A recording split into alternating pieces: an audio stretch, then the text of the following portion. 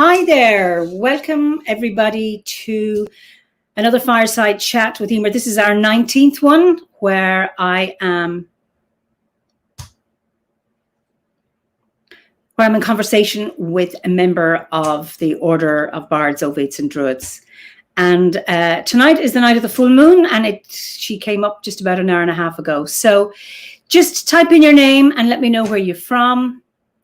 So somebody, KV, I think that's how you pronounce your name, from the Wirral. Matt and Danny from Portland, Oregon. Cindy from Virginia, that's wonderful. Hi, Ellie. Linda from Maryland.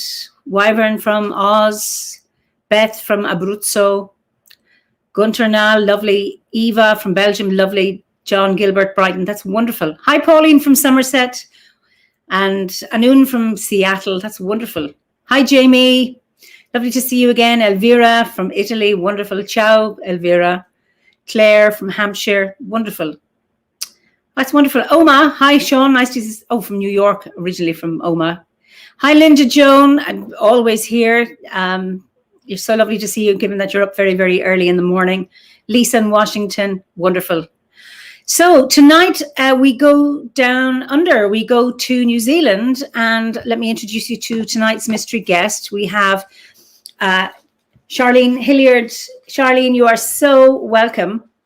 Oh, kia ora, thank you. And it's exciting and slightly nerve-wracking to be broadcast around the world to all my fellow Druids. So thank you for inviting me into the worldwide globe of groves. Absolutely, isn't it wonderful to be able to do this? And thank you for getting up so early. I know it's 9 o'clock where you are, and it's tomorrow.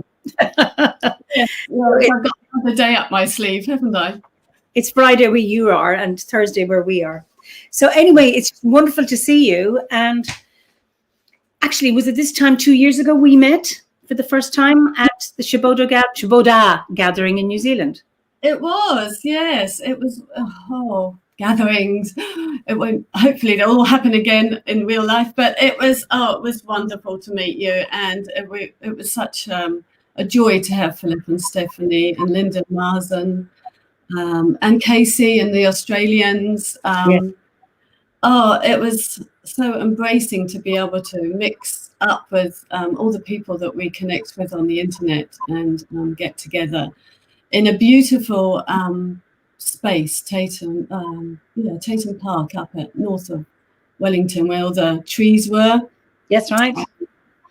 And very, very special. It took all these things, as you know, take a lot of organizing, but once you're in it, you bring together everybody's talents and expertises, and it was such a joy. The weather was beautiful. It was summer, and yes, we were able to do all our ceremonies outside in different parts of the forest, do all the initiations for the bards and the ovates and Druids, and that's where I was initiated. It was my first public, initiation, because on my other ones, the timing wasn't right to have initiation, so I did it in different places. A place I normally go to up the coast on my own, and that's fine. And I've helped with initiations there. And when I went to Australia with Pamela, I think that was the year before, and I met Ben, and I helped with the Bard and the Ovate initiations. I nearly got initiated there as a Druid, but the timing wasn't right. But it was lovely to be initiated on the home soil. Wonderful. Yeah. I have fond memories of that gathering, because I remember the porphyry. That Maori welcoming ceremony that Moira and Joanna did, and that was just mind-blowing. It's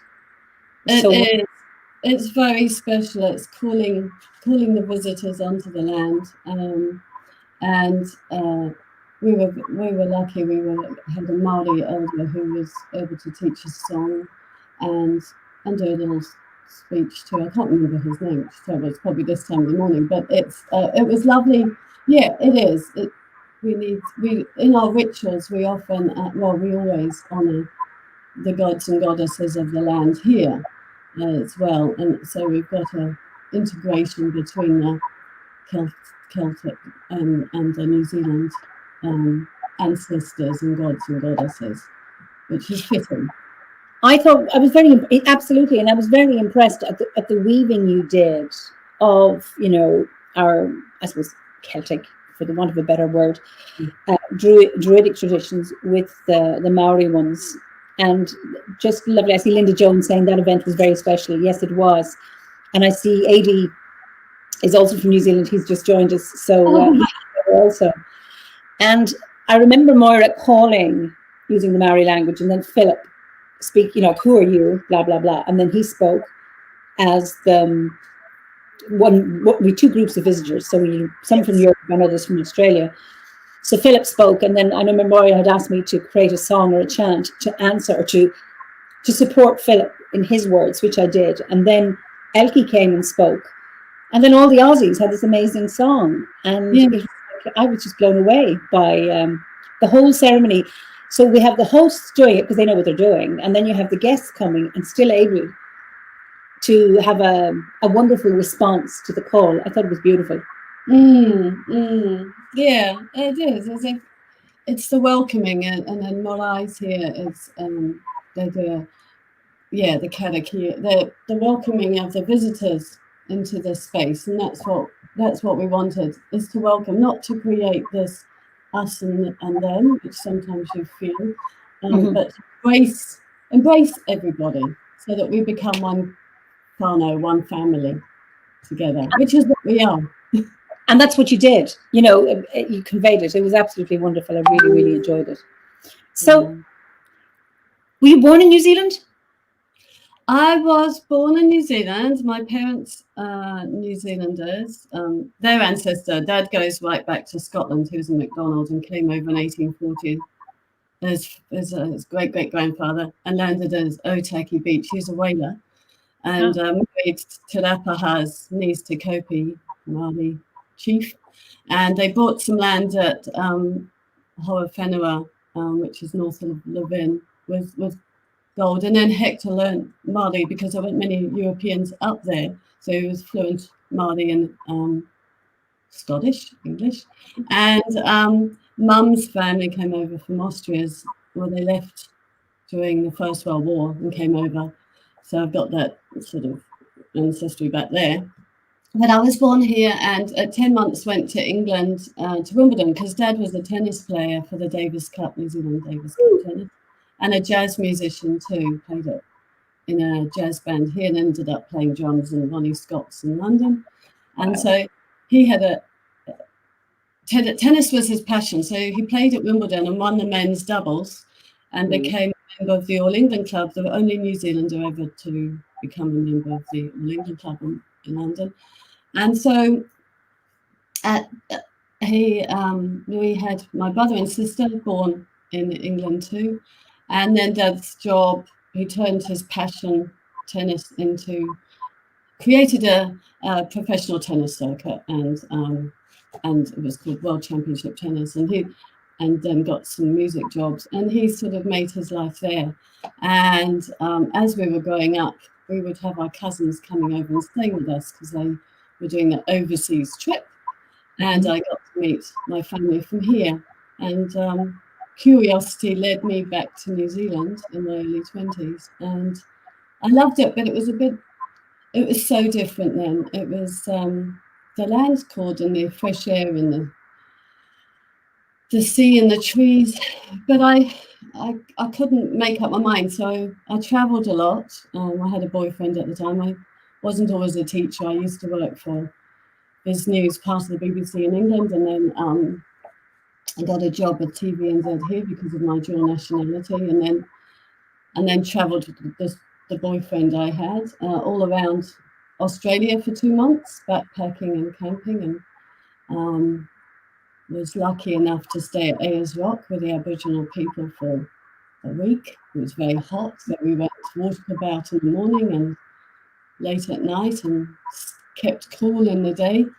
That was mind-blowing. Ayers Rock was like watching a jewel.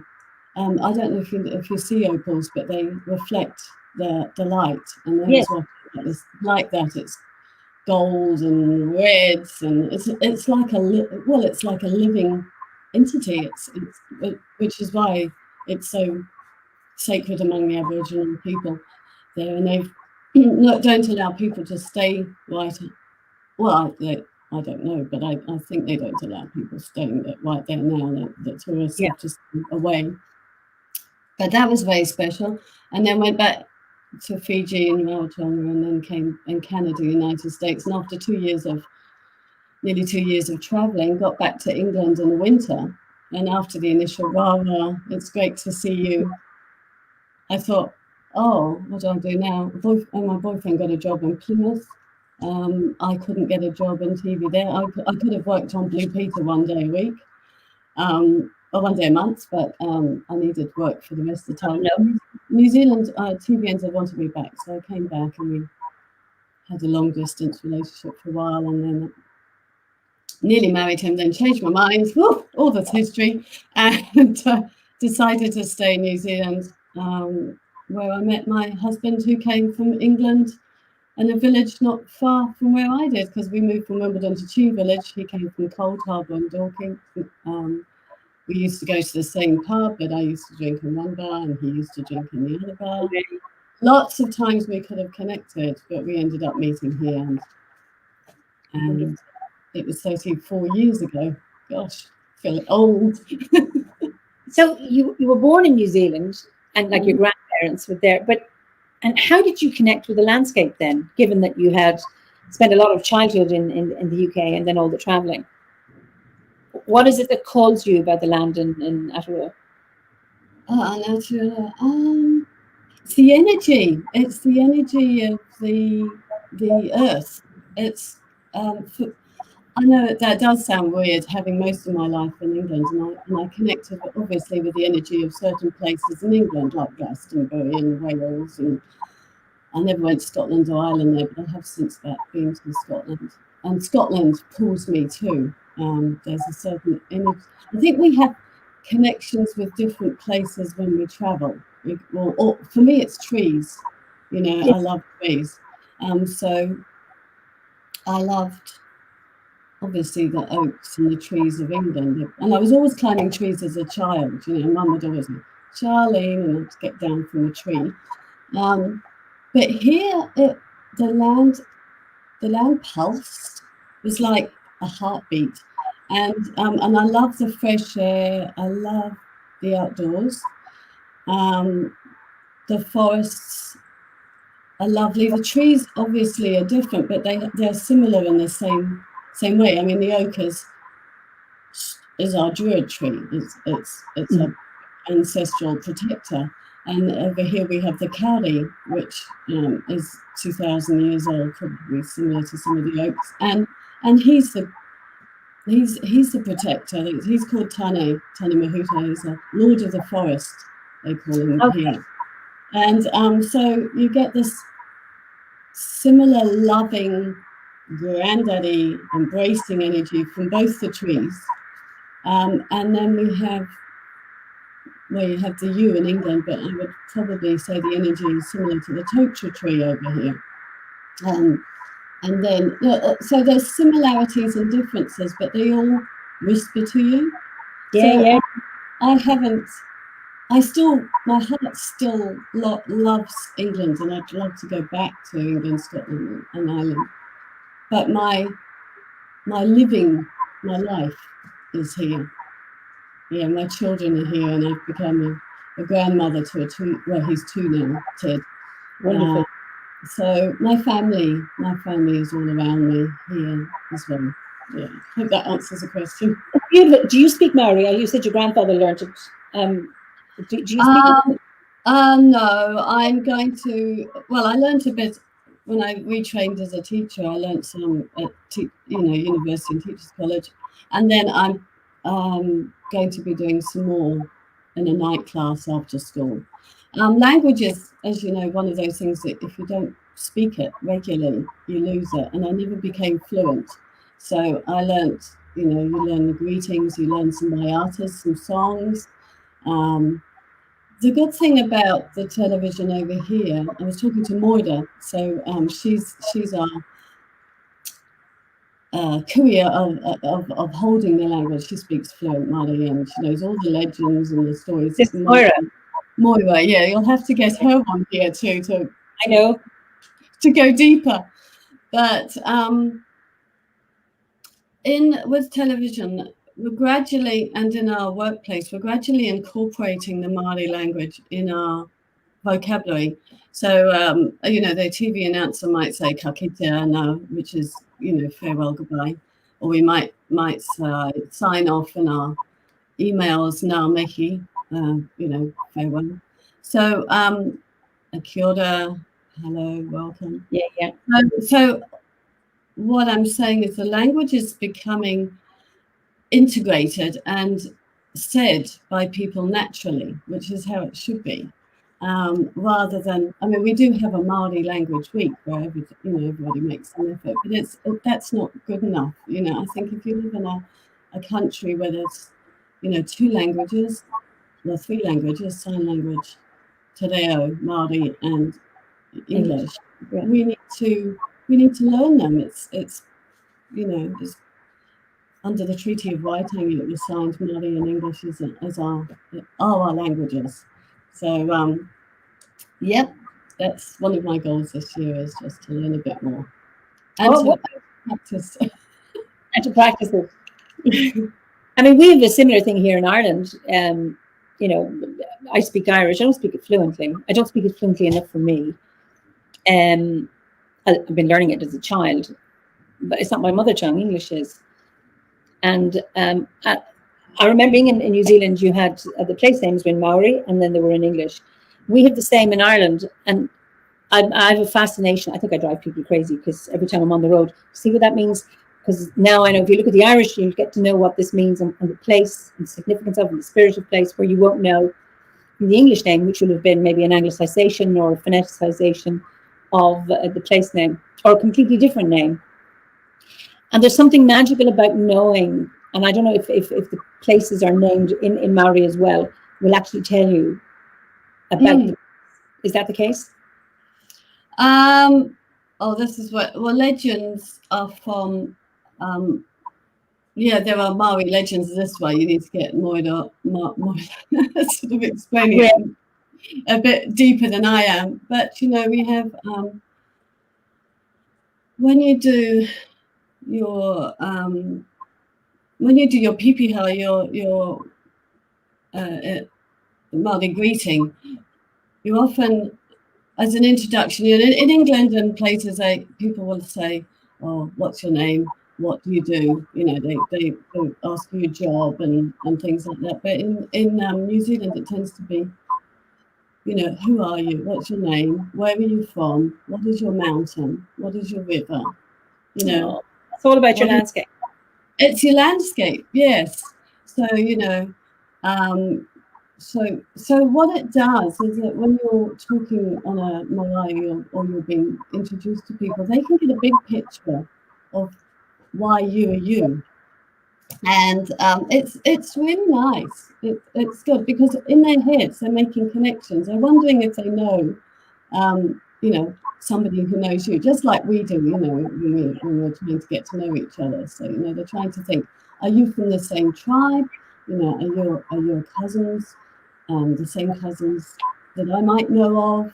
To create a bigger connection. But the landscape is very important. That's why they say, what's your awa, your river, your moa, your mountain, and things, so that they can tell where you're from. That's they didn't have towns in those days, so the landscape wasn't. I find that, because that's one of the questions I always ask, like I've just asked you about your landscape, because as Druids, it's all about our connection with the landscape, both our inner landscape and our outer landscape, and having some kind of synchronicity or some kind of harmony between the two, the inner and the outer. And I'm always interested in how people engage with the landscape, those who are born there and belong there, and then those who have moved there. Like I live in Kilkenny, from here, and how I connect with my landscape and how it claims me. And I find that's a really, really interesting, it's a much bigger picture than what you do for a living. Yes. It's more, I know you're a teacher, and I'm sure that's really interesting. But I think your landscape, what you can talk about, your connection with your landscape, is much more interesting, and it says actually way more about you than actually the job you do in many ways. I don't know if you'd agree with that. Oh, I do, because it's that spiritual connection, isn't it? You know, it's where we go to recharge and re-energize and get peace. Because, you know, I mean, for me, in England, I loved going, and we lived in on such parks that they had beautiful old trees, and they had a rose garden where the ghost of Anne Boleyn's still supposed to be seen. It was like arch of roses and all that. So there's a lot of spirits in England, and as a child, I used to sense spirit and spiritual energy. Like Cheam Village was a Tudor village, very, very old, and I, you know, pick up the energy of spirit and things. But as I was brought up as a Catholic in a convent school, you know, anything that basically didn't have a halo or wings was talking to the wrong side. So I sort of shut all that down. It wasn't until I came to New Zealand. My aunt is an artist, and she's very spiritual. She paints beautiful pictures, and the colours that she uses are lovely. Anyway, we started talking about spirituality, and I told her about what I had seen and experienced, and she does too. And it was like coming out of the spiritual closet. You know, I thought, oh, thank goodness I can talk to somebody and they don't think I'm nuts or possessed or anything like that. And she was great. She was really good. I could just feel that sort of connection. That's what moved me away, I suppose, from that Catholic religion. You know, I mean, I honour it, because, like I said when we were having a pre-chat, I love the frankincense and I love the singing, and you know, that's part of me. I'm not going to let, you know, I had some wonderful times with nuns and things, but I moved, going through the spiritual search, navigating my way through the spiritual search, I think I can call it. I ended up going to the spiritualist church for a bit, and then I didn't really want to get into that, I don't want to call it exhibitionist, you know, people coming to say, you know, can you talk to my grandmother or whatever, and to some extent I could, but I didn't want to do it as a showman, stand up and do it. So I pulled back from that, and just, if I do, I do, and if, you know, that's still part of me too. But then I had a stroke when I was 48. I used to play golf. Dad had come over, and they were making a lot of just this humming. But anyway, I hope you can still hear. It sounds like birds. It does. It's just the computer went a bit. Okay, it's you, because I think our birds have gone to sleep here. It's probably our birds. Yeah, they're very chirpy in the mornings over here, which is great, and I do feed them, so I carriage them into the garden. But I've lost where okay, I'm just going to. I know where you are, but this is Blake, Octavian, Blair. I could sense spirits and spirits of place. Maybe that's what we were making themselves heard, that noise. When I was very young, with really little to no spiritual framework, it has been nice as I get older to find a place that in greater cosmology with deeper understanding and tools for engaging further. I think this says something to the validity and universality of experiencing such. I think it's lovely to be able to, and it's great that you had your aunt to validate that experience of you sensing spirits. Well, it was so normal to me as a child. You know, I didn't get any spooky experiences as such. And, you know, I would ask, I suppose it's just like when you meet people in real life, you know, it was like, who are you? Why are you here? What do you want? Yeah. I mean, for me, when you pass over, there isn't really a change. There's different needs, and I believe that there are guardians and guides who will assist that person in that transition from this place to the next place. You know, and a lot of religions talk about that, be it angels, guardians, guides, and, you know, we go somewhere and we we are greeted a bit like on the right, welcome. We'll probably have I'll have my grandparents there, I'll have some cousins there, I'll have some friends who've passed over, and I'm looking forward to seeing them again. And sometimes they come back and talk to me. I mean, like I said, when I had this accident, it led to a stroke and I was in hospital. It was a stroke to the cerebellum, so it's balance and coordination. I had to learn to walk again. And my grandparents came around the bed and other guardians, and I was sort of told to meditate a lot and to focus on breathing and get up and take mini steps, baby steps, because I knew the physio wasn't going to come and help me for a couple of days. So this is what those from the other side were advising you to do. Yeah. Were you frightened at any time, or was it that you felt held by these beings, like your ancestors, as it were? I mean, I imagine getting a stroke must be really frightening, particularly when you're so young. Well, I think at any age, but it's you're not meant to get a stroke when you're young. I mean, that's the narrative we have, and I would imagine being very, very scared. And I'm actually putting questions in your mouth, I think, but I'm wondering, was it okay? Were you scared? Let me get back to that question. Well, because I've studied some health. I nearly went into nursing like you, and then navigated in teaching. So I had studied a bit of anatomy and physiology in the brain and all this. And when it had happened, it was a really hot day, and I remember I took this massive golf swing. I was very stressed. Dad and his partner were sort of sorting some stuff out, and we were late to tee off. And then Dad forgot his card, and normally I do some warm-up exercises to relax, but I didn't. There was all that sort of rushing, and then so I took this massive swing and hyper extended my neck, which basically tore the artery between C2 to C8 or something. Like if you stretch an elastic band, it can go so far and then it fractures inside. Well, that's basically what happened. But for me, I didn't understand at the time what was happening. I thought it was a hot day. I did that swing. Somebody was waiting to tee off. I was trying to undo my water bottle because I thought maybe I was getting dizzy. Maybe I needed some water. Couldn't do it. Handed it to Dad and passed out. And I thought I fainted. Then I thought I hit my head. And then I crawled on the golf course to the bushes because I thought, I might have concussion. When something happens to you, your brain is constantly trying to figure out what's happened. So you start making explanations for why you're in that particular situation.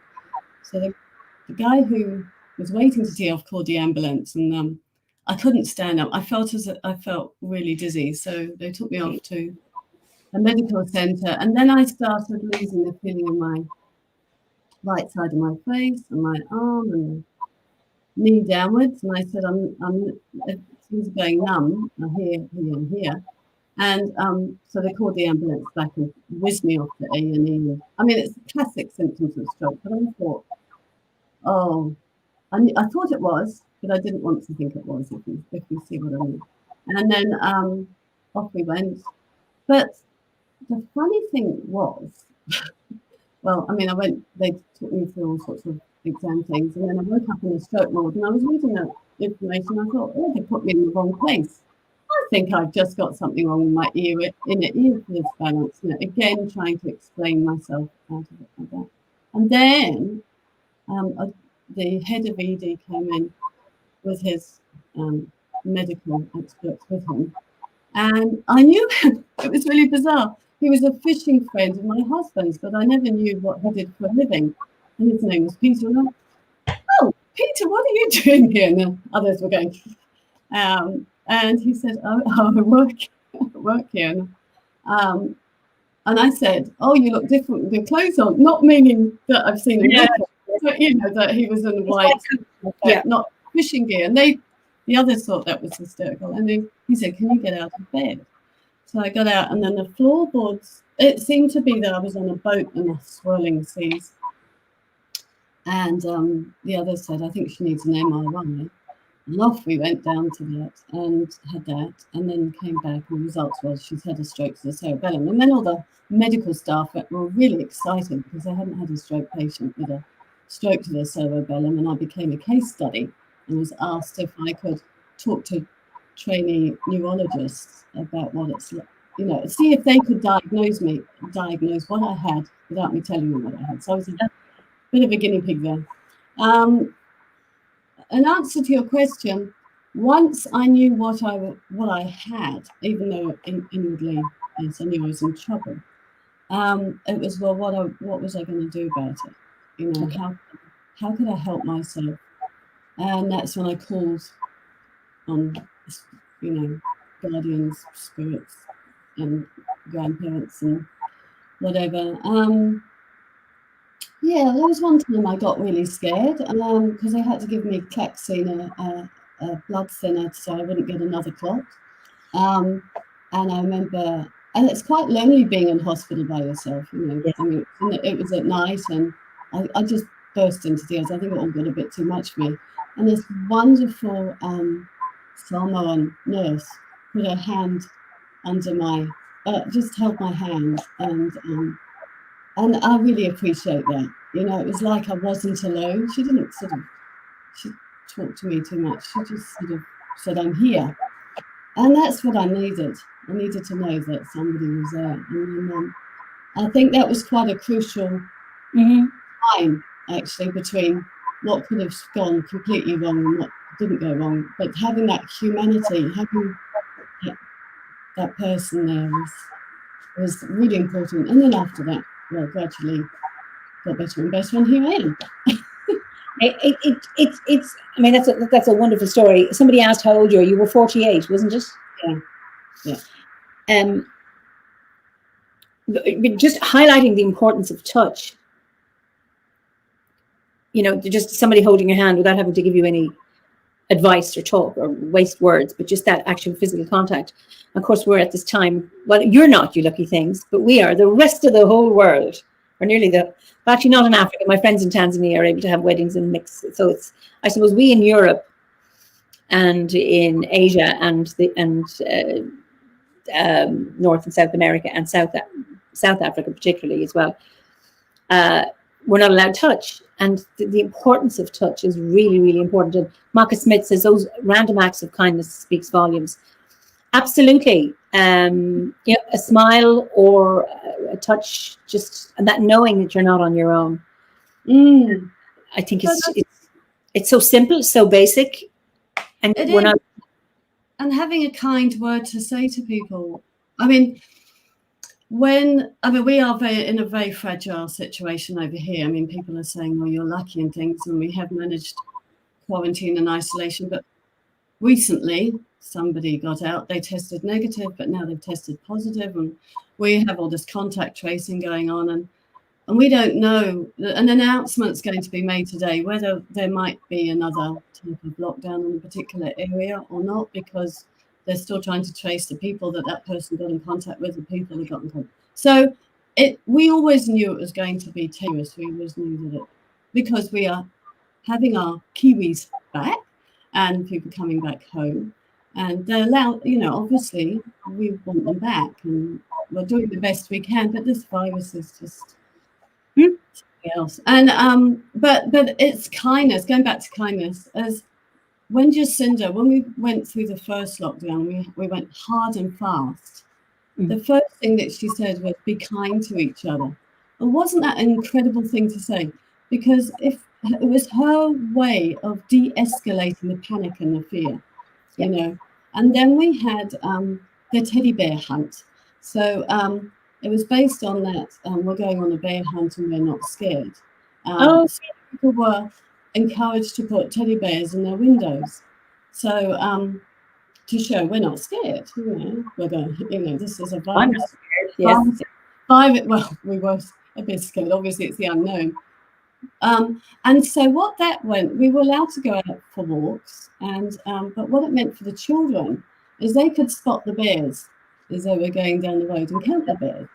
And if you didn't have a bear, I mean, I saw all sorts of things like giant pink panthers and elephants and things. Not everybody had a bear, but it gave people hope. It also brought us together in our communities. Like I live in a cul-de-sac, and we all go to work and don't see each other a lot. So I set up a Facebook Dunmel Way group so that we could be connected, and if anybody needed help, we could help each other. And also university students were offering to do shopping for older people. My daughters, who are in their 30s, were telling me not to go to the supermarket and they'd do my shopping. And I could order vegetables or fruit from markets that would be delivered to the door. So what I would do is I'd get a big box for Siobhan, my daughter, and me, and split it. So when she dropped off my shopping, she could pick out vegetables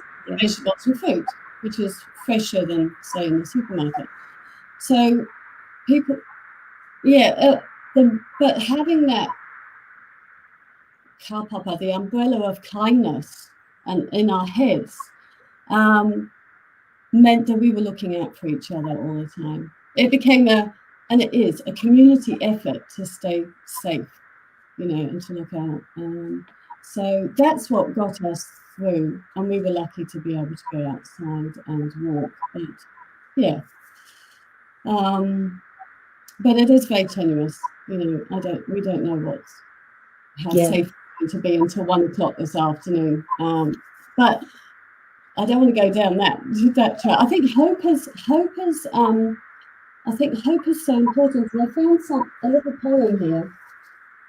This is Barry Bracefield. He's a New Zealand writer, and he's written and it's called Wisdom of the Four Winds. He's written a sort of, it's a bit like Philip's gorgeous animal card deck. Has written them about the New Zealand birds, animals, stones, and trees. But he talks in the beginning of his book about hope, and this hope and kindness is the message I've got today. Yep. It says, hope is all around us. Hear its voice in the call of the night. See its colours in the rainbow's light. Touch its magic in the hand of a child. Taste its wonder in the fruit of a tree. Know its spirit in the joy to be free. And trust its message and learn to be. Hope is all around us. Oh, it's beautiful. That is absolutely beautiful. I found, I just see Blake, I'm quoting Blake again. He says, kindness goes a long way for dealing with others online and otherwise during this pandemic. Many people are at their wits' end and weary from having to stay in isolation for so long. The masks, etc. You can tell reactiveness, including online, is at an all-time high. Extending bits of kindness could help diffuse things.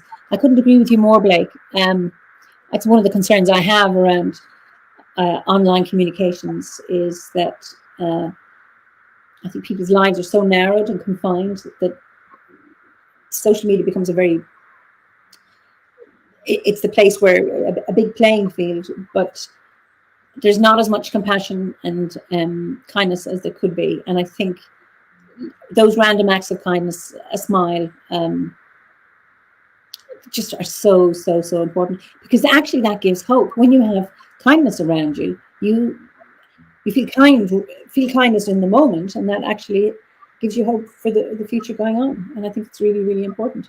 It is, and it also shows that empathy, and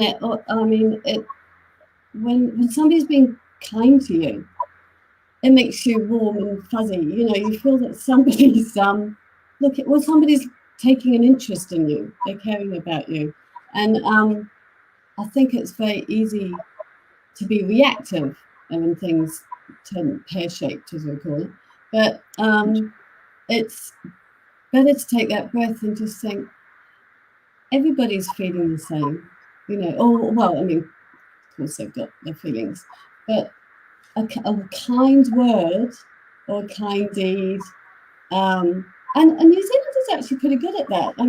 I've gone to park a car, and we have put money in the meter and you get a ticket for how long you're supposed to park there for. And the number of times I've I can say about 3 or 4 times I've pulled up and I haven't got the right money, and somebody's just gone, oh, here's my ticket, and there's another 35 minutes left on it, you can have it. And you just think, oh my gosh, that's so kind, because if I use my credit card in the machine, they charge me 50 cents more just to use the credit card. So having that ticket, of course, that makes me that made me give my tickets to people. That's right. it's that paying it forward. If somebody's kind to you, you want to, you pay it forward. It's that energy shifting that you need to do as a human. Yeah. And that doesn't take much.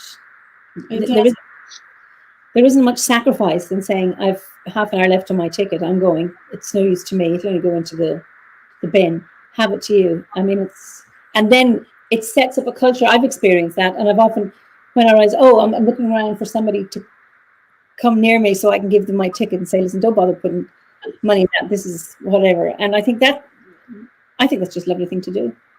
Yeah. And I think we've all had, experiences where people have been kind to us. I mean, when I was 17 and I don't know how my mother let me go, but I had a best friend called Jenny, and we caught a flight to Rome, and then we had our return flight from Geneva back to London. And we were going to hitchhike, but I didn't tell my mum that. So I said, we're going to touch Spain and all this.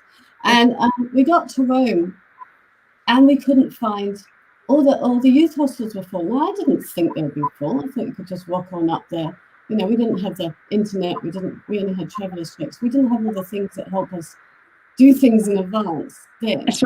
And so we arrived in Rome, and 2 17-year-old girls. Well, after a period of time, we were starting to attract rather a lot of unwanted attention, and I was beginning to get a bit nervous. And so we were knocking on the doors of houses, basically, and saying, is there a pension? Is there somewhere we can stay? Because youth hostels are full. And, a couple of no's. And it was starting to get late. It was about 10:30 by the time this lovely woman, Italian, woman, embraced us. We couldn't speak Italian, and she couldn't really speak English, but she grabbed us to her bosom and said, basically, I suppose she said, you shouldn't be out at this time of night. Come and stay in my house. And so we offered her money, and she wouldn't have it, and we stayed a couple of nights with her so that we could see Rome, because we still couldn't get into the youth hostel. And she was delightful and so kind, and we had a wonderful experience. And then we went and took the train to Florence, and by then we were managing to get our bookings better for the accommodation. But when we got to Switzerland, we had no idea how expensive it was. So we went over the border and found out how much food was, and got a flight and hitchhiked back over to Italy, did all our shopping, hitchhiked back to Switzerland with our goodies, and stayed in youth hostels. But the cars, people were so friendly. They just pick us up and they'd drop us literally to the youth hostel.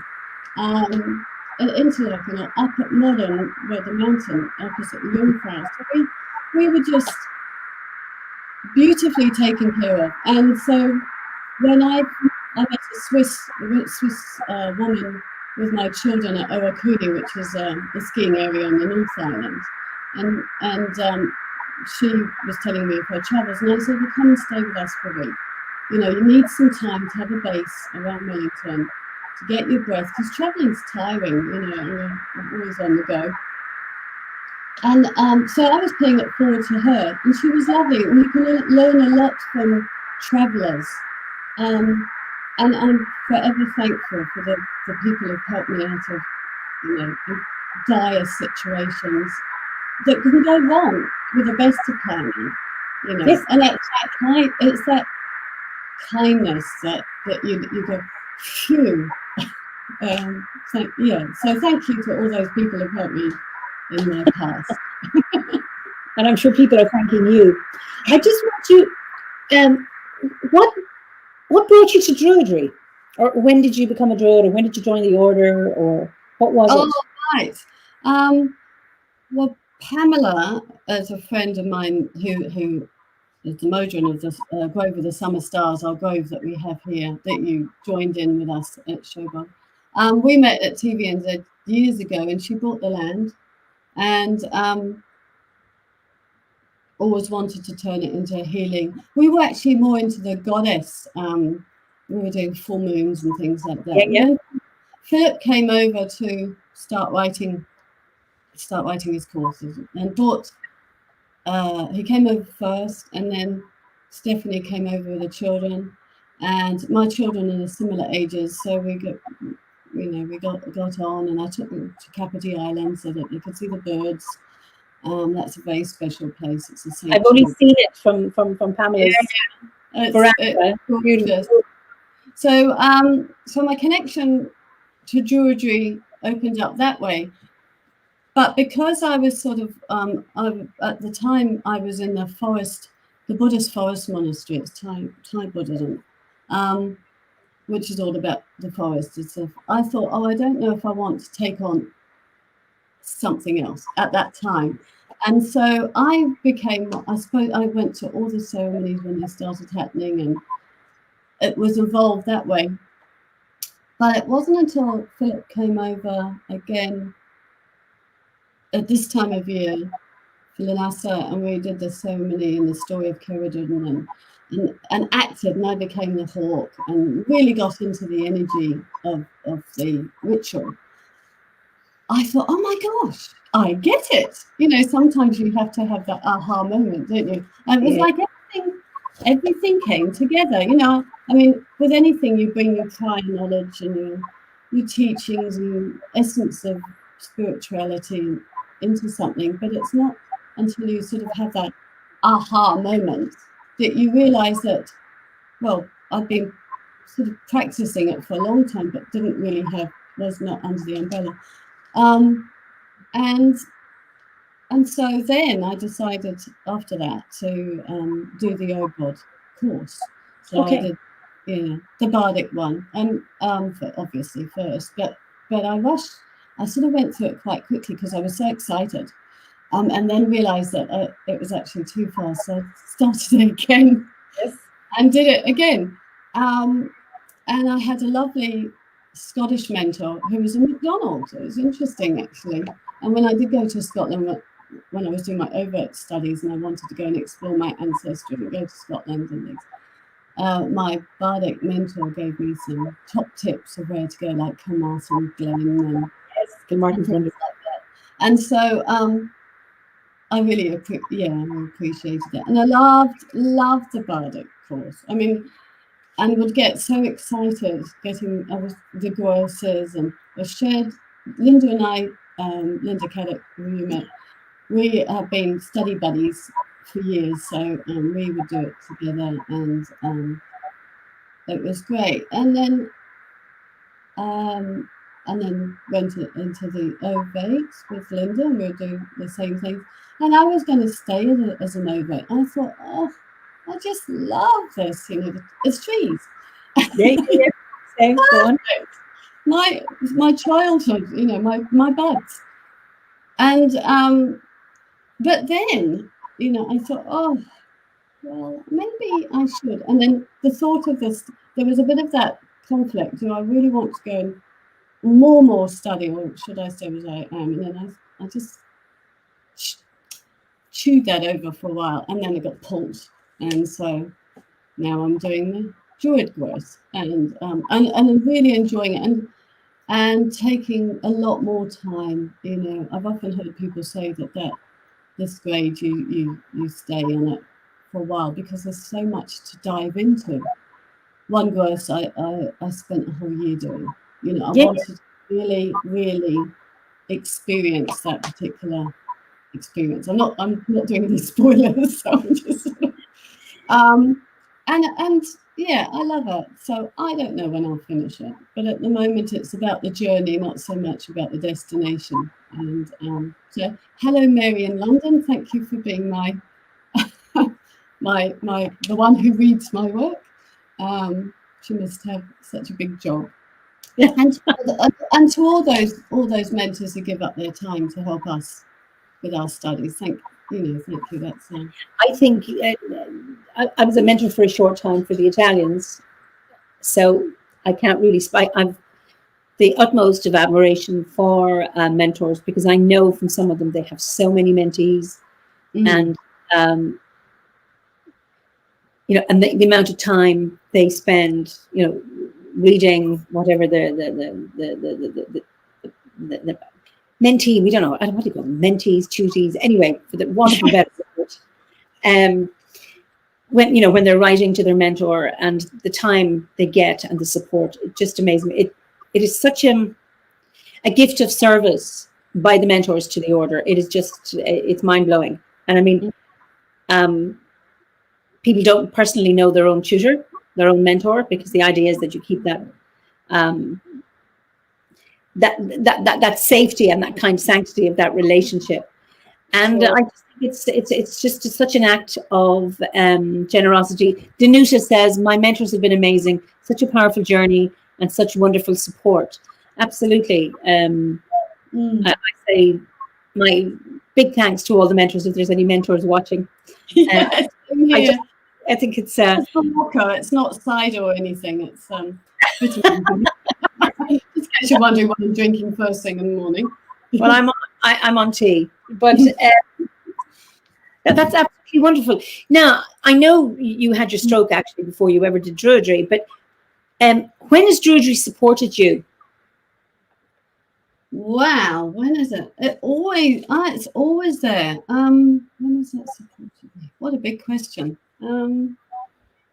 I think it supports me every day, actually, if I think about it, because every day I do a morning ritual in the lounge, and I seem to stand in a particular spot, and I call in Neva energy, and I have Papa, and I call up Papa Tuanuku, the Earth Goddess here, and I feel, especially today, because I was a bit nervous. I thought, I think I need a bit of help, Mother. And she gives me she puts a kowai around me, which is a cloak. So if you look at the Maori culture, the cloaks were made of feathers. Yes. But sometimes I get a cloak with feathers, or it might be greenery, or it might be whatever it is. It's a hug from the Earth Mother. And then she's Papa Nua Tuku. Papa Tuanuku. Oh, Papa Tuanuku. I got them wrong. I just love how the Maori sounds. Yeah. Go on anyway. I cut across you there. And so then I mean, in the northern hemisphere, you go north first, but we go south here. So I go into other directions and call in whoever.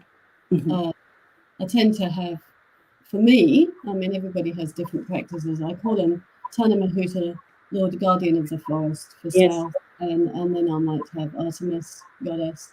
I like to sometimes mix the gods and bring the gods and goddesses for that balance of energy.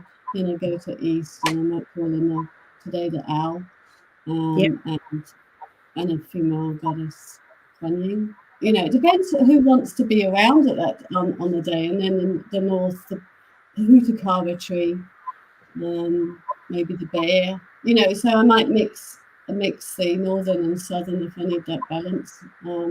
Beautiful. So that and focus on breath and peace and hope. And what that does is it sets me up for the day. It's like sometimes people go for a run or walk or swim or something, you know, that just helps calms them down and sets them up. And I suppose what I want to do is try and stay centered. So because I work in a very demanding job, you know, not just teaching, I specialized in autism and Asperger's. So a lot of the children I teach with are sometimes non-verbal. So I've got staff and children. So you're dealing with staff, children, and everything. It's like, I suppose it would be like working in an ED all the time. It's just busy, and it's fast, and you have to make decisions quickly, and you have to keep the energy really, really calm, because if children are anxious, their anxiety will escalate if the adults are. That's right. You know, and there's that domino effect. So I bring in Druidry into my workplace, although through that using the centeredness and calmness, I suppose, as much as I can. Even though my colleagues probably don't know I'm a Druid. So okay, that's what I was going to come to. So the Druid practice that you have in the morning grounds you, and you take, what would you say, the results of that, or the outcome from that. That's what sustains you through the day without ever being overtly being overt about in the workplace. Okay. Yeah. I mean, people. It's about staying in. Yeah, it is about staying in balance, and it's also about having. Like we have such a laugh at morning tea time and lunch times, because it's that, being able to talk freely. We work in a good culture. We have a lovely workspace, and I think it's so important when you have that intensity going on in your work time, that you need to break out at break time and talk about whatever you want to talk about. And we laugh, joke, and then other teachers come and join us, because we're the noisy ones. I can't believe that. And they want to be part of it, and so it sort of snowballs, doesn't it? So Druidry has become a way of life now, rather than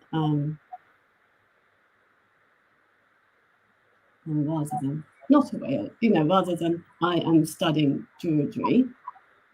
It's integrated.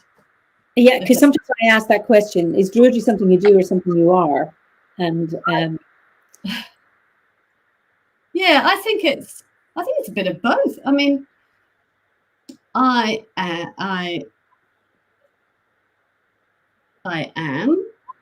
a Druid, but you're still practicing, because I'm still learning. I'm still doing the courses, so there's always, I think, the joy of learning is good. You should never, don't stop learning. It doesn't end when you come to Gwers 48. No, I don't think it does either, because then you're integrating everything. I integrate the bardic stuff in music and song. I bring into the classroom, and I also go to folk music festivals and sing there with friends. I belong to a Brazilian samba band. I know you have a member from Brazil, which probably seems to be bizarre in New Zealand to have a Brazilian samba band, but we do a lot of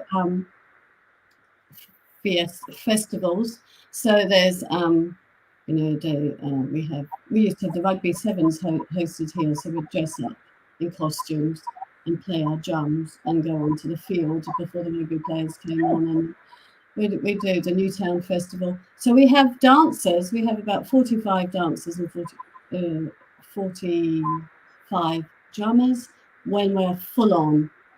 But then for smaller events, we scale it back the dancers and the drummers for balance, and then for corporate-y type gigs, we bring it down even further so people don't go deaf, and we have, say 15 drummers and wow.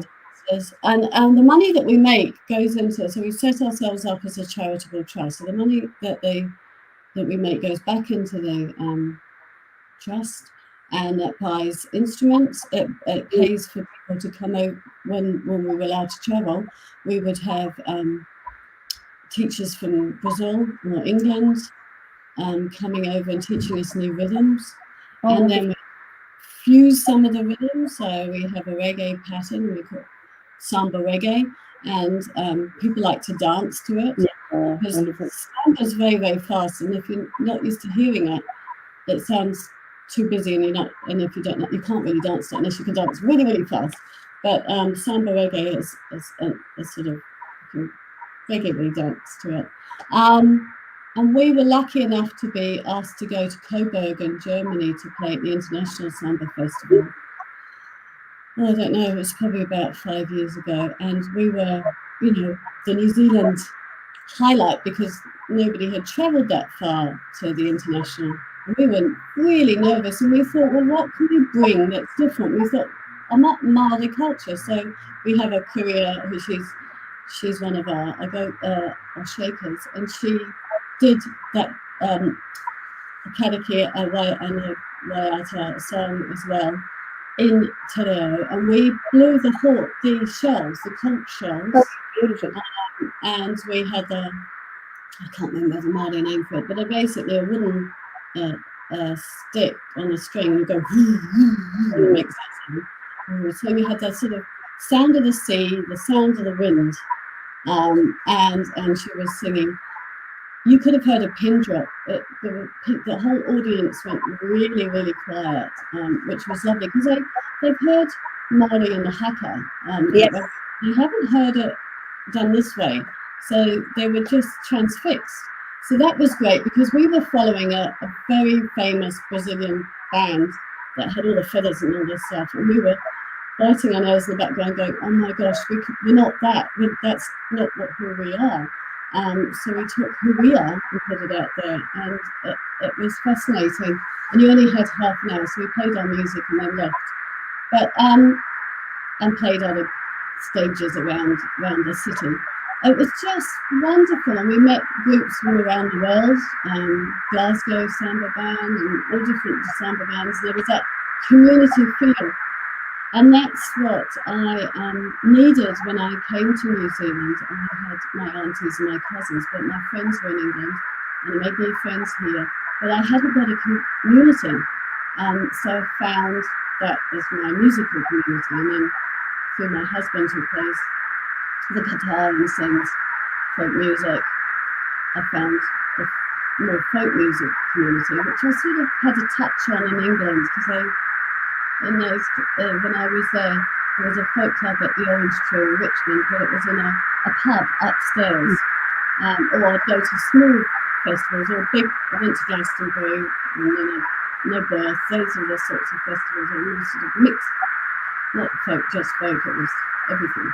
And then came here, and I was just trying to find my tribes, and Druidry is my tribe too. Just something you said there when you were looking at the Brazilians with the feathers and everything else, and that you said we were what we were, and this is how we presented. And I think that's such an authentic way of being. Is that, and it's the same with Druidry. You say you balance between the Puhutakara tree, and then you're talking about the bear. I'm not giving the correspondence, but you know what I mean. And that's one of the beautiful things about the order, is that you can combine different traditions that relate to you, because we're not one uniform being.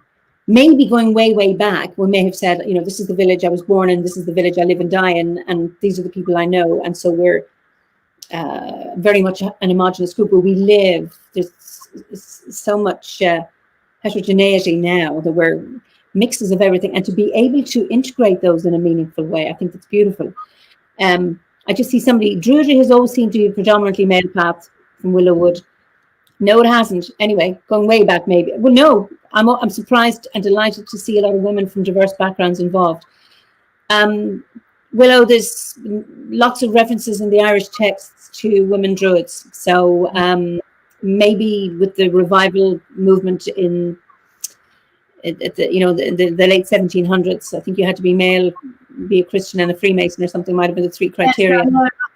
That's where we see over here the Druid lodges, where the beginning came through that Freemason travel.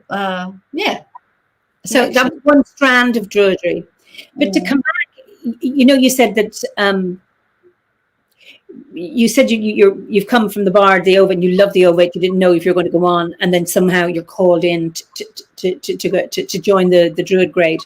And yet, and this is the thing about the orders, that you go from one grade to another does not mean that, okay, well, that's all done in the past now, that is no longer relevant now because you're elevated to some new level or something. It doesn't happen that. It's the three strands need to be integrated if you so choose. So if you go as far as the Druid grade, you integrate the other two with you. You're always with going. Yeah, it's not like a degree course, you don't 101, 201, 301. It's nothing like that. It's more like a spiral. You're going out there. Triple spiral. For me, it was, because we say part of the Druid is the ritual holder, but I was doing that in the Bardic grade simply because there was nobody else to do it. And I thought, what neck? I'm 10 minutes in OBOD and here I am holding rituals, but I had to do it. There was nobody around. I didn't know anybody. So, and then I was doing Ovate stuff during my Bardic grade because that's what I was doing. And I wasn't a Bard and I couldn't tell stories and I couldn't play an instrument and I couldn't write poetry.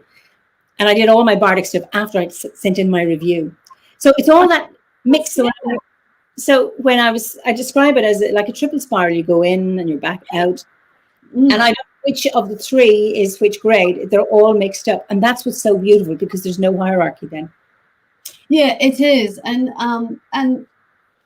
you find yourself going through patches or months or something where you're more barred. I mean, I've just come away from the music festival, so it's bard.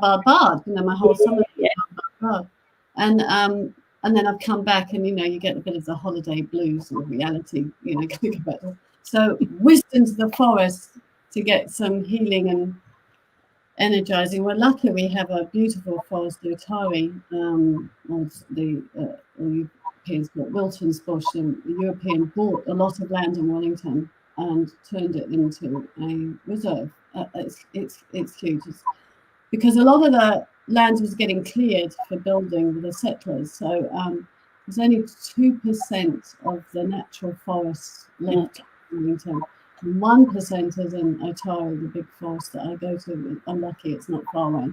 And then the other 1% is divided up between the botanical gardens, which is another favourite place, because that's where my English trees are.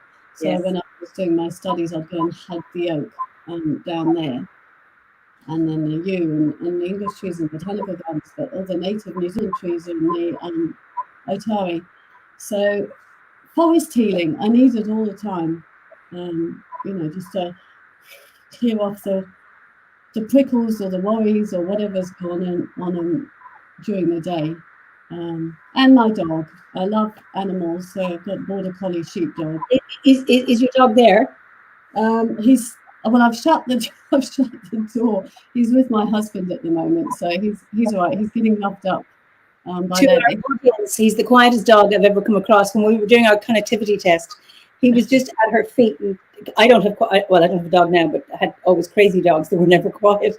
So I don't know how. I was really, really impressed with him, just sitting there at your feet. He's such a gentle soul. So we adopted him at 18 months old, free to a good home on Trade Me, and because we had his cousin. I'll show you a picture, which I showed the other day. Excuse me a minute.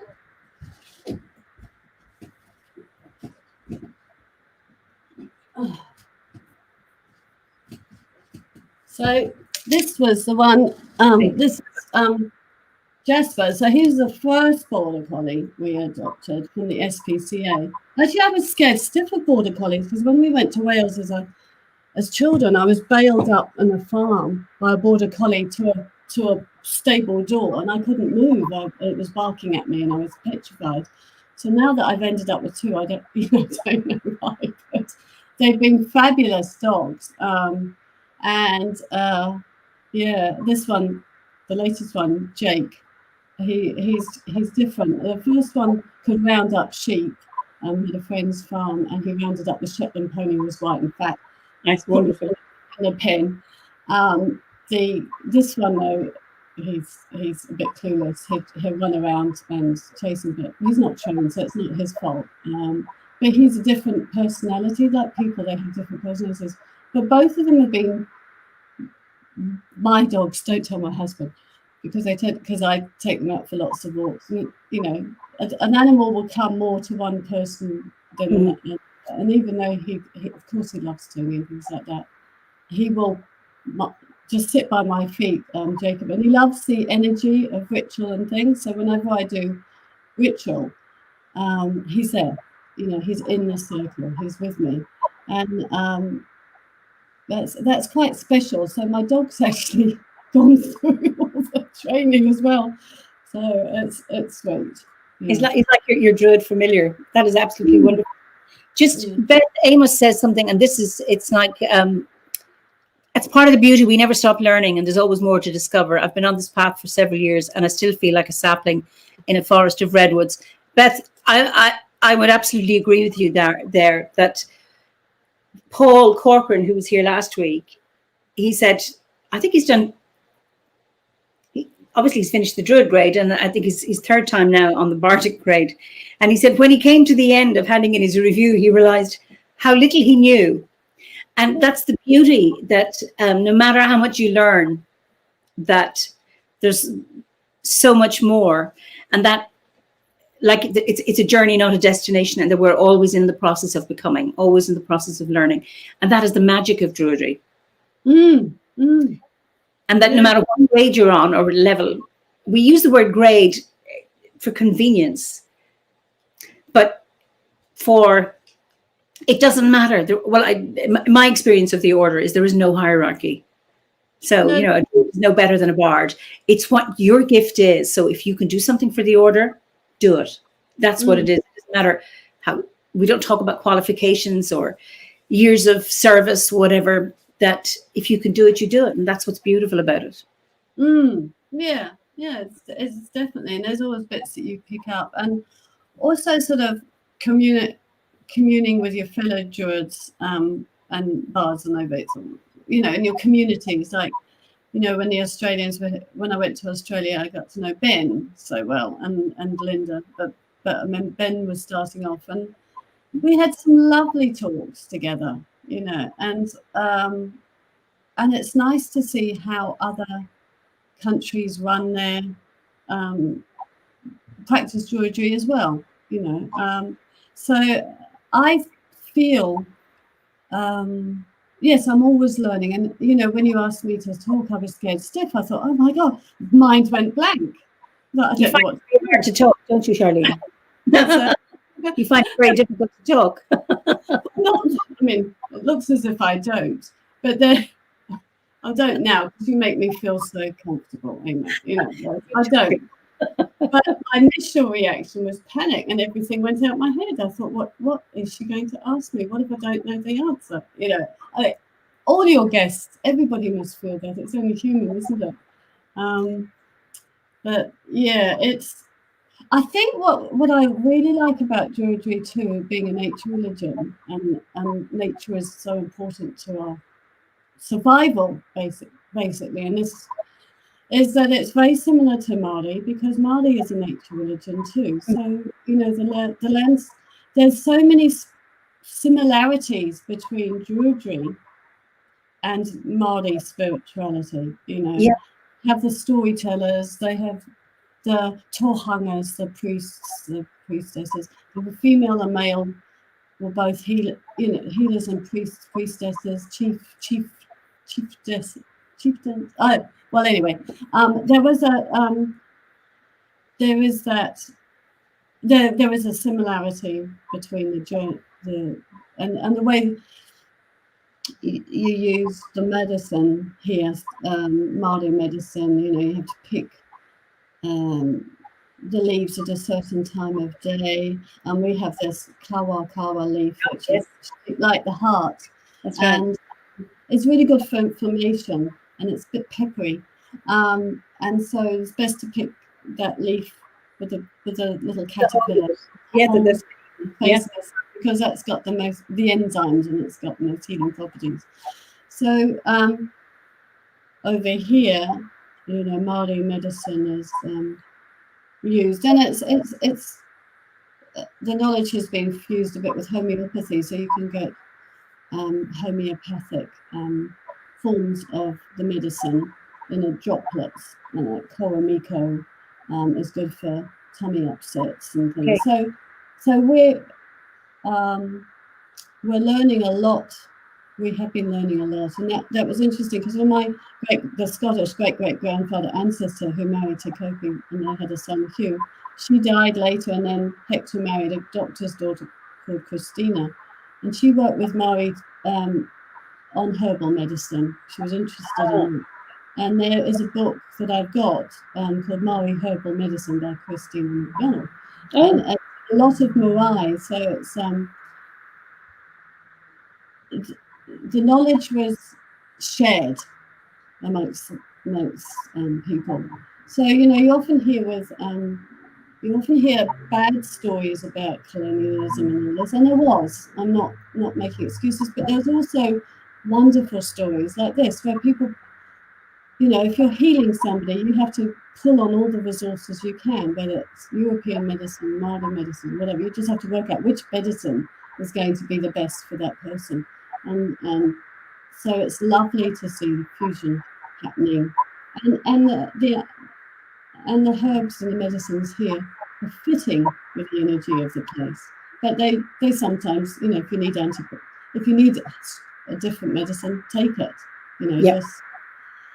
you have to get better. I think it's lovely, that integration of the traditions. It's not about assimilation. It's not about creating this is what I love about OBOD. I describe it as a salad, not a puree. You know, that you can still have all the textures, the crunchy bits, the differences and things. You can put fruit in a salad or you can put vegetables or nuts. It doesn't matter, with or without a dressing. You know, you can have all these things and all these textures. And I think that putting these blend, or you can put whatever you want in. And I don't think it's cheapening it. I think it's around being able to integrate and take what's useful. So when you are okay, so you have your great-great-grandfather married a Maori woman. Yeah. And are you descended from her, or no, the second woman? Your Christine is the second one. Yes. Yeah. You still have it, like Moira, for example. She married a Maori man, and so all her sisters did. So her children are Maori. So you have that wonderful integration. I think that is absolutely beautiful. So you're making welcoming the diversity and creating something new and beautiful with it, rather than appropriating it or stealing it or trying to remove it, as has happened in many countries that were colonized, that Indigenous people, an attempt to wipe them out, that somehow, even though if the whole story wasn't beautiful, but there are these elements of these wonderful connections that actually are still here today. And that's what's important, that those connections have survived. Oh, absolutely. It's so important. And, you know, that weaving, we can't know everything. So we need to weave the culture. Yeah, it's that weaving. We have a very beautiful old church in Otaki. That's where my great father's family came from, and Otaki Levin, and it's Te Rangi Church. It was built by Te Rapaha, the Māori chief of the day, and it burnt down. It was burnt down, and luckily they had managed to rescue. There were some photographs taken, and they managed to rescue some of the things in the church. They must be put into a different place, and so the church needed to be rebuilt. And at Otaki Racecourse, I went with my two daughters to help weave the tuka panels. So inside the church, they have panels. They were put actually this time on a steel frame. So if the fire broke out again and they could put it out, they could actually take the panels off and redo them instead of everything going up. And each of the tuka panels tell a story. So you might have the staircase pattern going up to the gods, or a different, or the star pattern, because the cosmos and Māori believe that when our soul departs from Cape Reinga, we end up and we become a star, and we can watch our families from the heavens. So there's all this beautiful connection. So that's woven into stories in the church through the panels. But as we were talking, Māori television were doing a documentary on the rebuilding of the church, and you know, people are saying, "Where are you from?" again, and then I could explain lineage and things, and it was just such a lovely connection, because some of the people knew, you know, of the MacDonald settlement there, and they were, you know, you just had this. It was a really lovely feeling, helping to rebuild the church and getting to know other people, other women and other people who were weaving as well, to get it done. And that's, yeah, I think that's what I love about it. I think it's quite easy to, you know, if you are in a country and you hear all this, well, the negativity and the colonization, and which was, some dreadful things were happening. The good things are being proud of who you are. So when you're doing your lineage and you're talking about, yeah, well, I'm not Māori. You know, there is Māori connections, but it's feeling proud of who you are. You know, because my ancestry goes back to Scotland and Austria, and you know, and New Zealand, but brought up in England. It's sort of, I can't be anybody else but who I am, but it's to be sort of proud of who you are.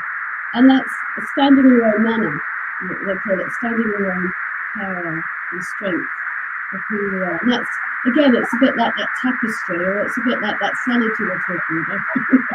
Fruit in it, or vegetables, and that's, you know, if we don't have this diversity and this beautiful essence of different people, we can't learn from each other. We can't create a better world. And that's what I want to happen. You know, I feel the poem, you know, about hope.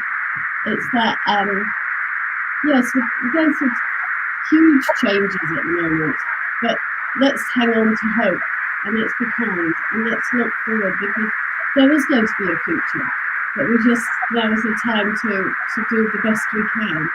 I can't change everything, but I can at least change myself to try and be better, if that makes sense. I can hear the birds. They sound like they're they're quietening down. Like the rooks are coming home in the evening. That's what it sounds like here in the evenings when the rooks are coming. You know what I think it is? It's the wind, because the wind's got up as well. The weather's been very, very, because I've had to put the computer by the on the windowsill. That explains it. When the wind gets up, that's giving that sound. Okay. So you're talking about the best person you can be. One of the questions I ask is how can you? What is it that you can offer as a future ancestor? Ooh. I'm just wondering, have you already answered the question before I asked you? What can I offer as a future ancestor? I'd like to know that things that I have written, or I like to be. How can I put it? Gosh, that's such an amazing question. I suppose when we think of ancestors, we think of memories of them and what they left behind. So it's really, I want to, one of my dreams is to be setting up living henges. I've started on a couple of friends' farms of helping, doing some designs on how to do living henges through the trees. So you plant Muhlenbrachia, which is like a small hedge. You could sit on that, and then some trees for the birds, the fruit trees, and a mixture between the natives and then the English trees and New Zealand trees as a spiral. And I was working. I put a proposal to a natural burial ground that we have here in near Wellington, when it's outside the city, Macra. It's towards the sea beyond Karori, and there's a cemetery there, and they have obviously the Christian and then the Jewish. They've got plots for different beliefs in Māori, and they have a natural burial ground, and they've got trees scattered, but they've got all this new space. And I said, why not think differently about how you bury people? So for natural burial, you can't be embalmed. You have to be in a shroud. You have to be dug so deep, X meters on, and then you can choose your tree and put your tree under, and then a little wooden plaque says who you are.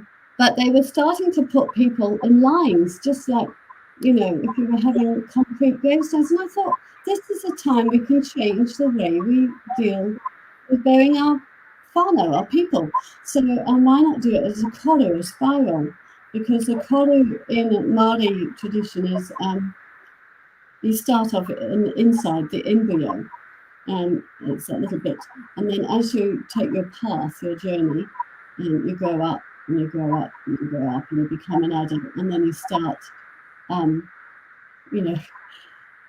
reaching the other side of you're like getting older, so you come back down, and you come back down, and you come back down until eventually you die. You're back. So why not make it like that? And so I don't know where that's going to go to chase that up. So and also, you look at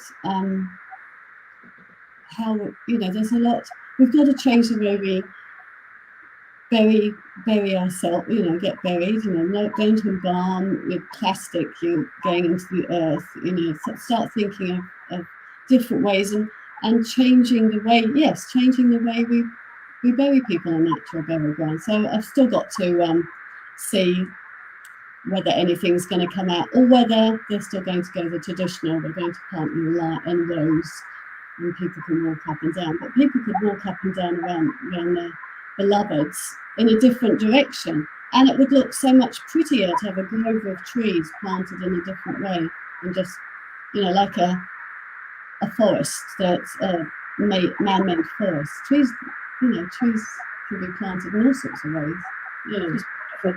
Somebody says there's great strength of familial connections, and Charlene, you're a fabulous inspiration. I just wanted to put that up from Jules. That's nice.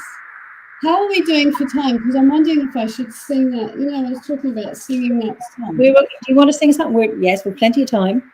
So this song is in Eimear, and it's about, I was saying before we went online that I used to be a scuba diver, and I was lucky enough to dive in this Poo Springs, which you're not allowed to do anymore, obviously, because they're worried about pollution and things. But the Poo Springs is a sacred place because it's very crystal, and Poo means bubbling up. And it's when, I suppose this song is significant to me because I feel, so many things are changing. And there's that bubbling up, a little bit of excitement, when you feel that anticipation, something's coming up, and you get a little bit nervous and excited. So the meaning of this song is the spirit welling up is love, affection, and togetherness, situated high above us as a being that is life force for all things upon the land, in the spiritual world and in between. May it bubble up forever, love, affection, togetherness, which is the thing. So you can sing along at home when it gets to, there's a bit that says Kia Pupu, so that's the bubbling up of the spring, natural spring. So it says, I sing Kia Pupu and you sing Kia Pupu. Pupu ake, adaha, which is love, adaha, which is love. So I'll just get the ukulele. Wonderful. Let me know if it goes, if you can't hear. It's probably better to hear me more than the ukulele because I don't know what it was saying. I hope my voice can hang. I'm not used to singing this early in the morning. Why o te puna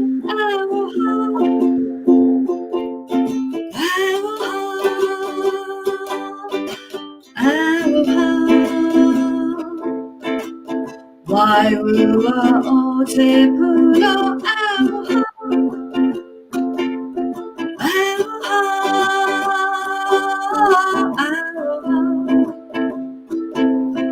Ito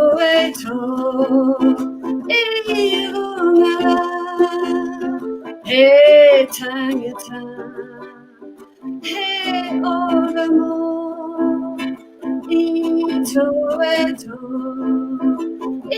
ilunga he tangata he oramo Na me katoa o te whenua, o te rangi, o whaina nui. Kia pupu, pupu ake, kia pupu, pupu ake. Kia pupu, pupu ake, aloha, aloha, aloha.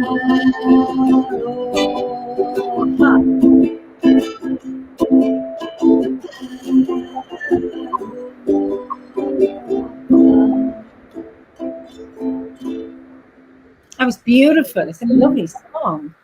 It is a beautiful song. So there's it is. It's lovely. I tell you what, when I went on the aeroplane to go and see my daughter who lives in Wahi, they had this lovely piece in the magazine, the In-Flight magazine, that said, so visitors who come to New Zealand are asked to do the Tiaki promise. So all people in New Zealand, whether they're Māori or European, Chinese or Polynesian or whatever, we take it upon ourselves to be kia tiakis, which are guardians of our land that we live in. So in the paper, it says, in this magazine, it says, could travellers make the Tiaki promise? And it is, while travelling in New Zealand, I will care for land, sea and nature, treading lightly and leaving no trace, travelling safely, showing care and consideration for all, respecting culture, travelling with an open heart and an open mind. And that bit. That is absolutely beautiful, and I suppose that is something as a future ancestor to leave behind.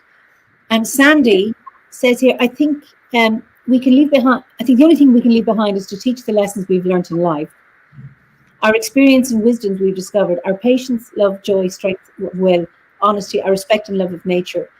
At least that's what I've learned from my ancestors, and I think that very much ties in with that beautiful promise that everybody's asked to make on entering into New Zealand. Well, it's about trying to leave the place in better shape. So if I go along the beach and I see a piece of rubbish, pick it up, put it in the bin or recycle it if it's plastic. Help plant trees. Like when I moved into this house that I live in now, I wanted to plant a mixture of New Zealand trees and English trees. So I've got 3 hazelnut trees, one male and female, obviously the hazel, and I've got 3 cabbage trees and tukoko trees, positioned like the Arwen.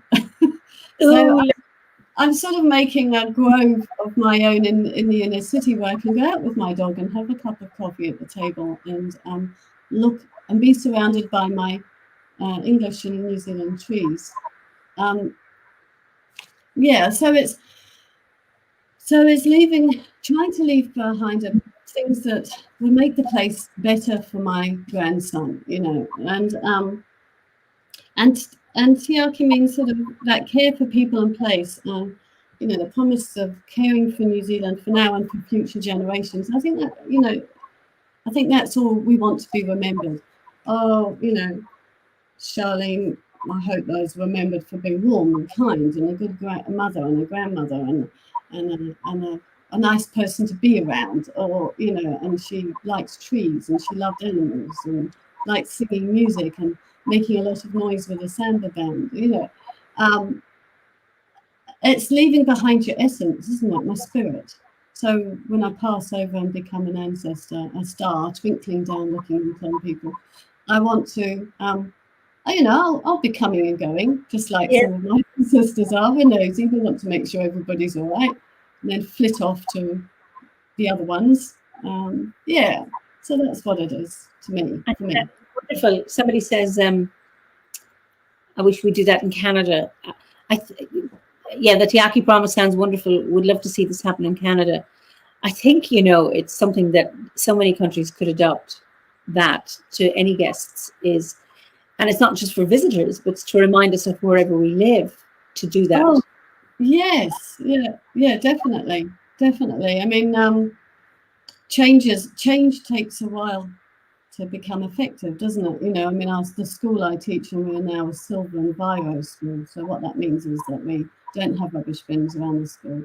The children are encouraged to bring things in a lunchbox that doesn't have plastic wrapping and things like that. And we've got a nature garden, we've got a nature walkway, and we've also got our own vegetable garden. So we grow vegetables, and so the children can see where their food comes from. It's not the supermarket. Well, it is the supermarket, but I mean, this is how a strawberry looks when it's before the supermarket. Yeah, before the supermarket.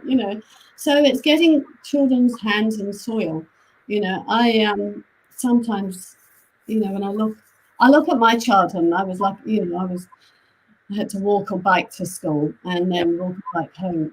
So by the time I got to school, I was quite tired and I was sort of ready to learn, you know. And then you sort of, I see a lot of children get dropped off, and sometimes it's hurried. So they're still sort of like this, and you start to learn. So it's no wonder sometimes that you have this, you know, they need time to be at school, you know, and when you're at school, they need time to be outdoors and time to exercise, you know, sensory breaks, time to be outside playing, sometimes learning, trying to teach in different ways, teach as well as you can to the child, and you know, it's like juggling plates, you know, but you can do it, and then the walking around the nature garden, climbing trees. We're allowed to climb trees in our school. You know, I was brought up in Wimbledon. You couldn't, because a lot of it was concrete, so you're not allowed to climb trees. You had to do all that stuff at home. But you know, it's I think we're trying to go. Well, I know either when we were all in lockdown over here. You know, it's just sort of what it teaches you is the simpler things, like staying connected, being you know, having time to think. Philip's course on the art of perpetual happiness, that meditation, was just wonderful. You know, I got myself on a routine because I had to work from home. So I would get up and do that early, then I walk the dog, and then I go online and Zoom here and Zoom there. And then, of course, as you know, you're Zooming your friends and things, and it gets to bit where the glasses are beginning to go square because everybody's on box at the end of the night. And but that staying connected is so important. Yeah, completely lost the drift of where I was going with that one. But never mind, have another sip of vodka. Well, okay. What's your favorite season? Wow. Well, Beltane for me. It's why? Oh, I just love it. It's that whole lover's energy and the whole thing. Linda and Tony got married at hand fasting at Beltane here in New Zealand, and so I've often run that ritual because of that fondness of Linda and Tony. But all of them have all the seasons have different things. I like, but I also love autumn. I love autumn, and the colours of the trees change colour and things like that. So spring and autumn, summer's gorgeous, winter's lovely, but spring is that feeling, and Imbolc, that time where you feel the sap rising, that the life is coming back up the sap of the trees and the flowers, and you can feel the shift, the waking up, and then the Beltane is the enjoying it. Yeah. Yeah, and it's. I feel that now because we're coming to Imbolc, and Philip was talking about that, and the other evening on To the Druid, and you know, preparing ourselves for Imbolc. And Paul, whom was here last week, he has for the last number of years organised an Imbolc devotional on Facebook. So anyone can join, and between 2 and 3 people, you choose a day for the 19 days up to Imbolc. With a candle and a focus on Imbolc and Bridge. And it's absolutely beautiful to be able to, instead of it suddenly appearing, oh, now we're at Imbolc or at Lunasa or whatever it is, that notion of moving towards it. And I know Philip did it for the solstice as well with his 10-day meditation, which I found absolutely wonderful. And this is again Druidry, that, you know, how we look to the landscape and our own linear landscape and try and bring some kind of synthesis between the two. So here we are preparing for the next festival so that we're ready to integrate it into our own lives and seeing it in the outer landscape and the inner landscape. I just think that's magical. So I'm at Imbolc now, and I love that too. And I remember asking, I think was it Peter Costin, and he said, the season I'm in, you know, that it's like wherever he finds it, that's what he enjoys. That's his favorite at the time. I think sometimes I'm a bit like myself, you know, that I think it's just. I agree. Yeah, with the wheel of the year, you know, the more you go round and round and round, the more you become, I suppose, a bit more sensitive to those changes before the next one. You know, you can feel it in your body, the leaving behind of the last energy and shifting, preparing for the next one. And then by the time it comes, you're right there, ready to embrace that energy, and then sit in it for a little bit, and then you move on to the next one. And every year, you know, I've been keeping in my journal the personal for myself, what I feel in the transitions between going around the wheel again and again and again and again, and it's interesting. Yes, I think you just start to feel it and look deeper, you know, because you're becoming more aware, I suppose, and you start noticing more, isn't it? It's an interest, and then there we are, the learning that's ongoing, isn't it? It just, you know, And that's the amness, I think, about it. It's you absorb it into your being, and it's not something you have to do. It's something you are and become aware of. And there's a wonderful magic in that, and that happens as a process, because I don't think you start out. Well, I certainly did. I think I don't know if you saw my conversation with Danny from Brittany, and she described herself as a late bloomer, and I certainly would describe myself as a late bloomer. I think I was asleep for such a long time, and you know, that process of it becoming and integrating it into my life, and it being, this is what I am. It's there. It's an ongoing process. I'm not suggesting for a minute I've reached some kind of heightened state of druidic enlightenment. It doesn't happen that way. But that's wonderful to be able to, when it claims you and you own it for yourself and say, this is something I am, rather. And I'm not talking about the label. I'm talking about something that's an internal amness. I think that is just what yes. I am. Exactly. I am.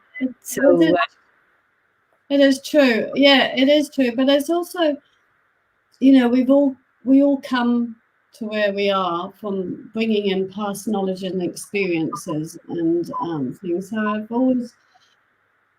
I don't have any regrets. You know, I don't think, oh, I wish I had started earlier or whatever, because I feel that everything that I've brought to studying Georgia, I suppose, has been valuable. You know, like everybody does. You know, we're sort of drawn to it from at whatever stage is right for us, and you know, so nothing's lost. And I don't feel in a rush that I have to hurry up and finish or anything like that. It's I suppose you get to a point where you just feel a bit more contented, because you can draw on things if you need things, and if you don't know, you can always, you know, have a bit of a talk with somebody else, or say, oh look, you know, how do you feel about it, or, you know, or whatever, and it's that sense of the link, you know, and the wider. Luckily, with all the Zooms and the technologies and things, you can get that inspiration from other druids all around the world. You know, like Philip's talks, and you know, like your fireside chats. You know, and tea with a druid, not everything. You know, and Facebook, we've done joint ceremonies with Australia because we can't physically travel. Right. So lovely. Well, and you came along and Zoomed into that too. So I feel we're still in a time where we can be connected, even though we can't travel to the places. We can still draw on each other's wisdom and knowledge and experiences, and that's what's so valuable too. I absolutely agree with you. And can you imagine if this pandemic had happened 40 years ago?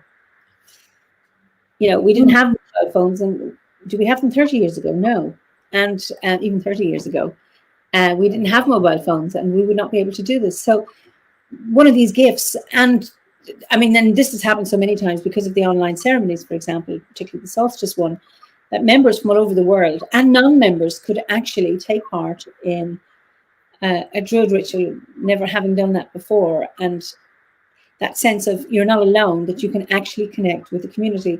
I would never have expected that an online ceremony would have as much depth or meaning or magic or sanctity as it does. And it's really interesting how in a time like this, when we cannot meet, that somehow we're able to online, with all its flaws and distance, that we are still able to make magic and create magic. And I think that is something that I've discovered. And I don't know if you may have heard say this, I'm a bit of an Irish language nerd, and that the Irish word for druidry and magic is the same. It's driocht. So when I'm talking about magic, I'm talking about druidry. It's that, and that we can have that. Very appreciative of the online community of OBOD. Absolutely, love the online ceremonies, and I think this has just been wonderful that we have this technology to link us together, and that you're a different day to me and a different time zone. I'm talking to you tomorrow, and we still can talk. It's a bit like what do you call it? What's that thing? Star Trek. I mean, when was Star Trek? I can't remember. In the 70s, when these screens would come and you'd have a face and some leader from some other galaxy talking. And he's like, how do they make that up? And now we're doing it. I know. Now we're doing it. I just wish we had that transporter that we could go beam me up. But next year. Okay. But this is as close to the beam me up experience, isn't it? I mean, here we are chatting, and I just feel your essence. I feel that you're in the room with me. It's very precious, because going back, we are lucky. We can still communicate. We can still feel the essence through the medium of technology and things, and be together like those.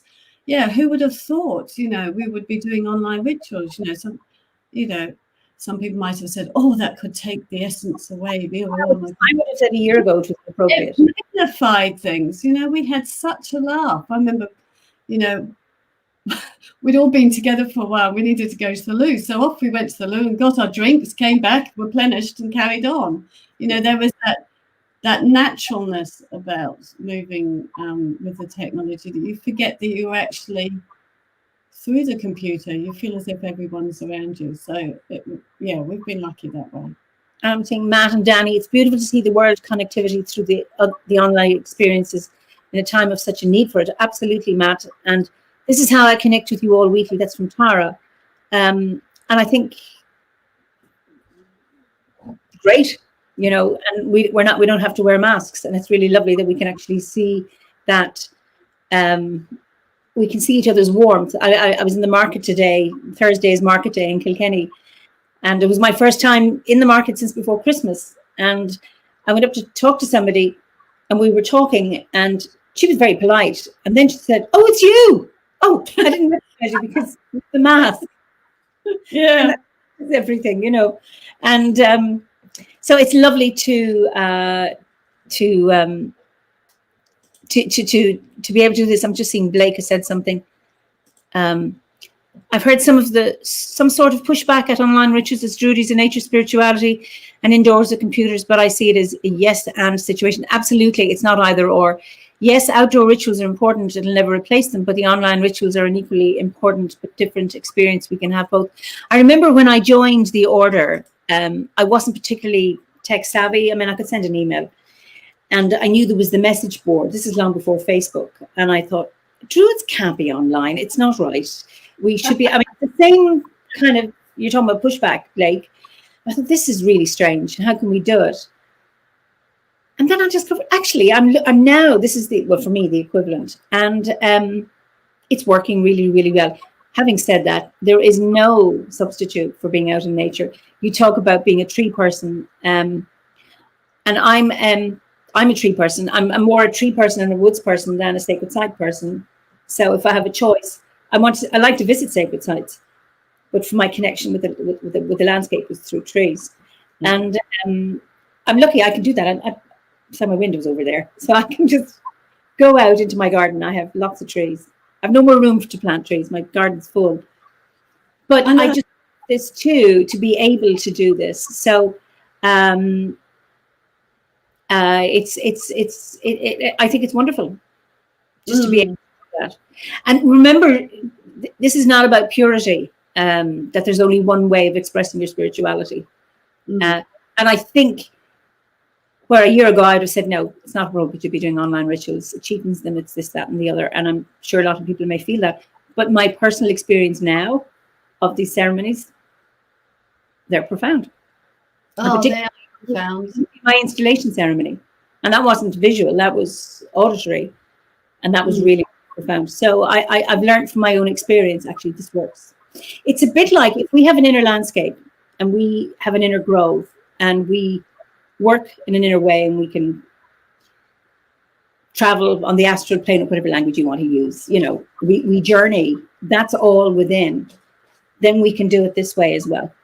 You know, you can imagine wherever you are, and we do this as the same thing. It's just another level. So I do have to say you're handling the new technology very gracefully. Bless you, Jamie. I'm very appreciative of the open-mindedness it has taken to embrace it, because I remember meeting Jamie and she was talking about, you know, the I suppose the word is wrong. I've got it, you know, CDs are past it. I'm still a CD lover, by the way. And I thought, oh, I can't do all this technology. I just can't. And then here I am doing it. And I have this magic tool. It's called a mouse. I can control the world with it. It's just brilliant. And that's for the winter gathering. I was able to do that through this medium. Have all these people on my screen and put up films and things all with my mouse. It's just brilliant. So I'm really, really enjoying this and the capability. So it's time to say goodbye. And we could talk for ages and ages and ages. And it's just wonderful. Where somebody says, it might be creepy when us newbies show up at a ritual and already know everything about you, all because of these fireside chats. Tara, I know there's no such thing as privacy anymore.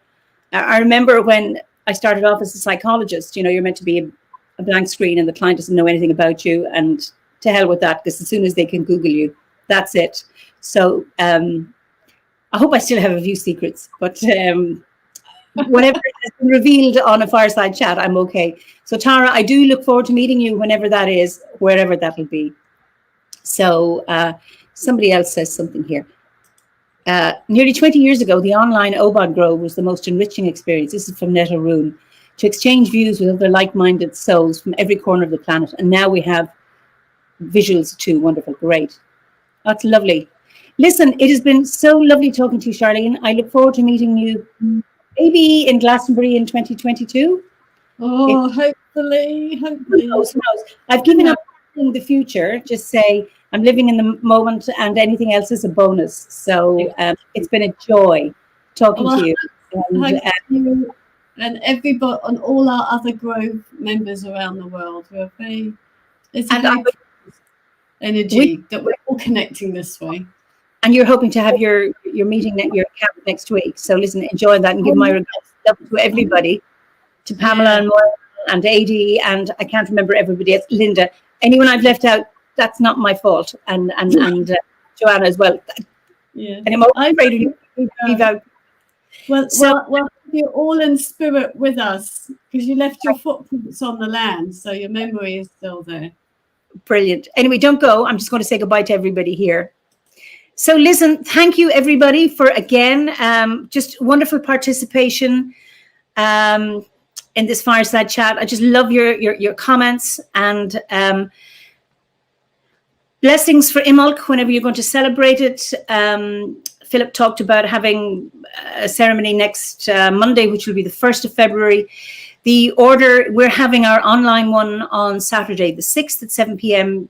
Universal time. I look forward to seeing you there. And just lovely to have all those comments. And so we will look at those comments and I look forward to seeing you next week for another fireside chat with another wonderful guest from the order.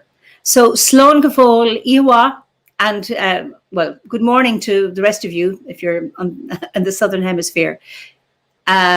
See you all next week. Slán go fóill.